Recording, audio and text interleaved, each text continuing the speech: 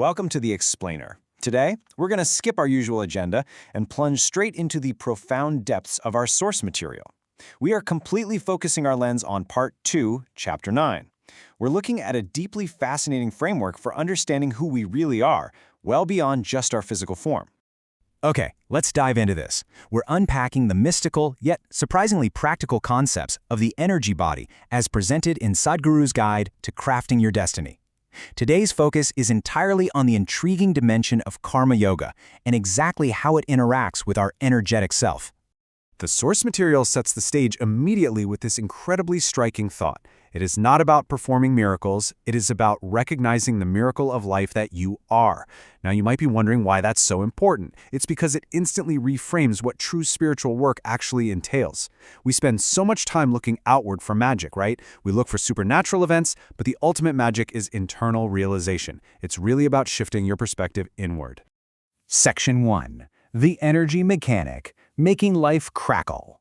To understand how we actually do that, we get a very tangible, relatable analogy for what could otherwise be, some pretty heavy esoteric concepts. Despite engaging in these massive global projects, environmental, educational, cultural initiatives all over the world, Sadhguru states his primary expertise is simply this.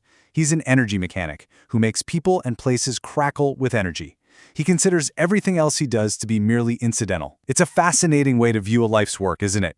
Success isn't defined by external outputs, but by the fundamental life energy you are able to manipulate, enhance, and ignite in yourself and others.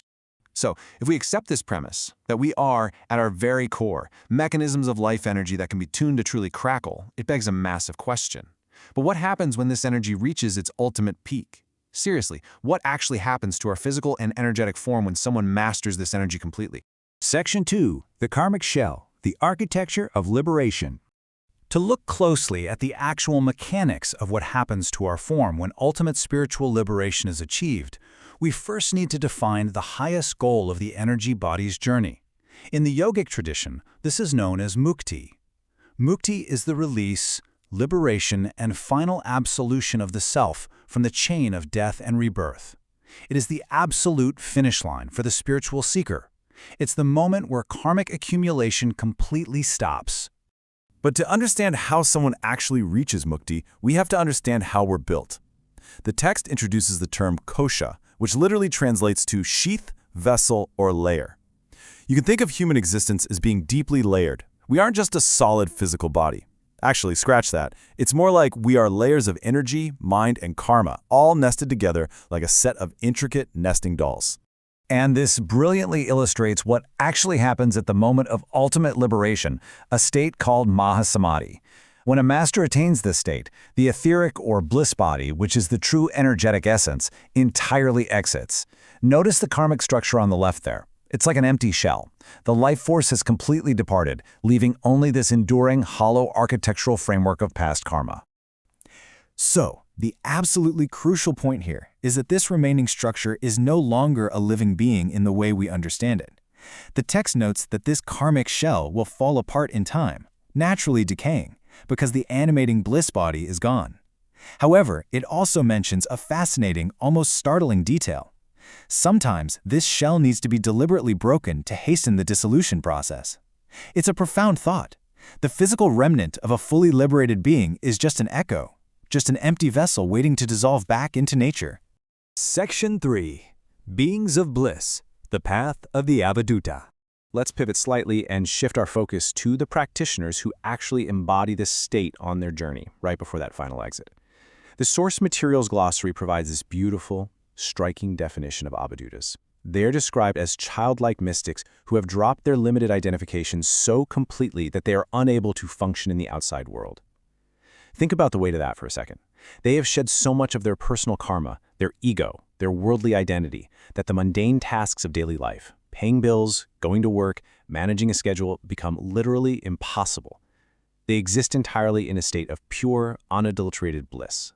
Let's move to and see how this builds. How does one actually reach the state of pure bliss?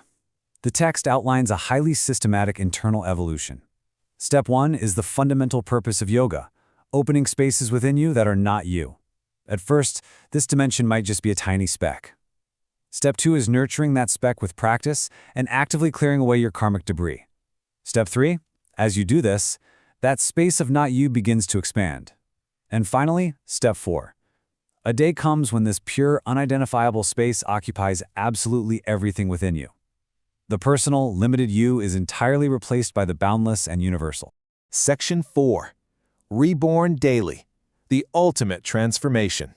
So, what does this all mean? Why does all of this matter to you as a focused learner? Because this isn't just some ancient history lesson about mystics meditating in caves. It's about the very real potential of your own energy body right now.